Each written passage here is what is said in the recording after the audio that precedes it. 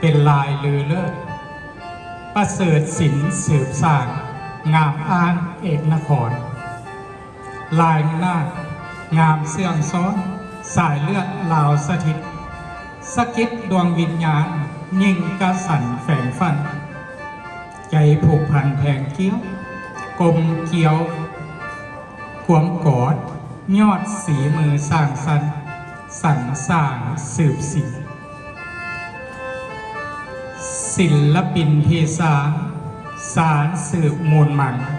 เพื่อให้คลังมูลมีเพิ่มพูนภายหน้าจึงอาสาเฮียนหูนำครูคือแม่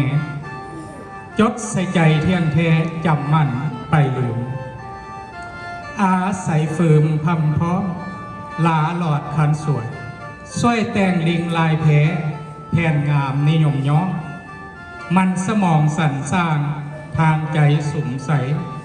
ต่ำออกมาจึงได้ผืนผ้าเด่นดีถือเอาดังกีห่างเป็นบอนสอนศิลป์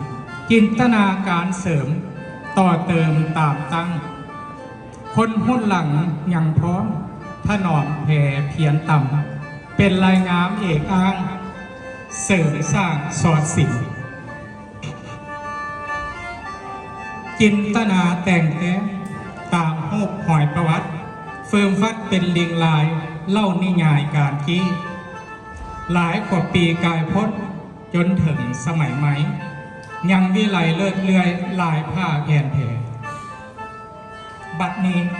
สมเกียรติแท้ลายนางนามวิจิตรผลิตภัณฑ์หลายสินจากจินตนานี้สร้างศักดิ์ศรีลาวให้ดังไก่ไข่ขาวลายนาคในแพรลาวเป่าให้สาวโลกได้